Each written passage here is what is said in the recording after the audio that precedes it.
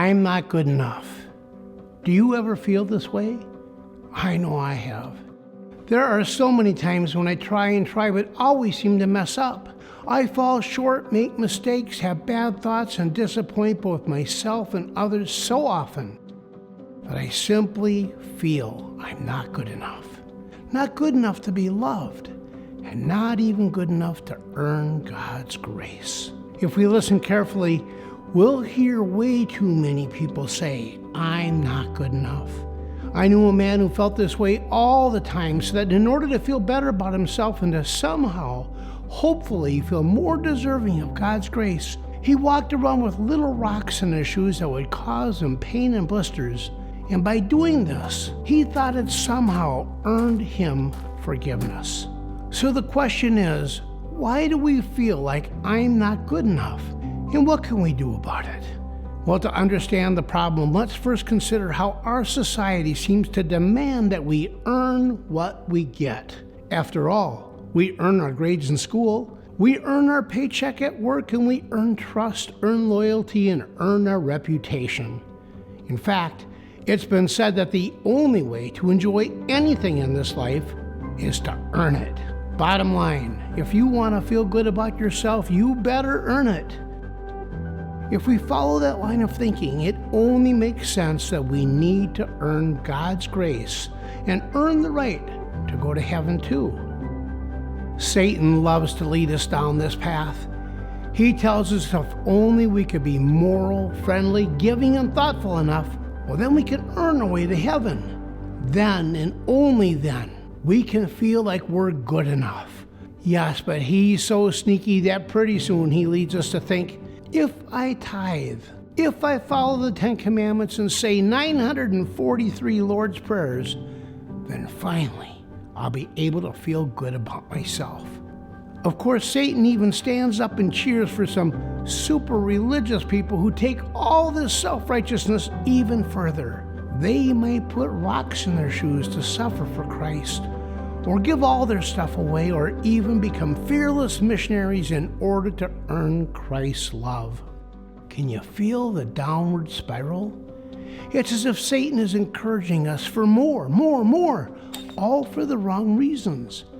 He tells us that a 3.67 GPA simply isn't good enough, and that only a 4.0 Bible scholar makes it to heaven.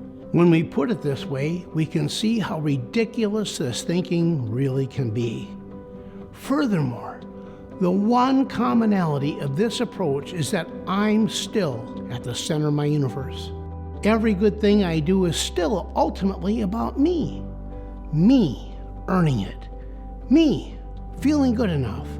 About me trying to save my own skin from hell as I earn my way to heaven. And speaking of heaven, that's another reason why this scenario doesn't work out. Because even if I do lots of good things, and I mean really good things, I'm still a sinner. Even if I only ever did one bad thing in my entire life, that makes me imperfect. And God is perfect, and His kingdom is perfect. So just by entering heaven with my one sin, I now make heaven imperfect. It just doesn't work. It's simply impossible for me to be ever good enough. Perhaps this is why the prophet Isaiah says that all our righteous deeds, including his own deeds, are like filthy rags.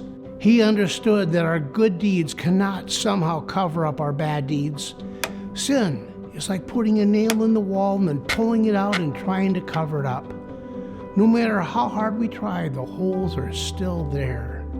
The problem is when my good deeds are really centered around me so that I look good and I feel good about myself. Or I think that God somehow owes me. Then I've truly exposed my selfish heart and can see how filthy I truly am. I might even be able to brag to other people about all the good things that I've done. But wouldn't it seem pathetic bragging to God, our God of the universe? So what then is the answer? Well, the opposite of earning is receiving a free gift.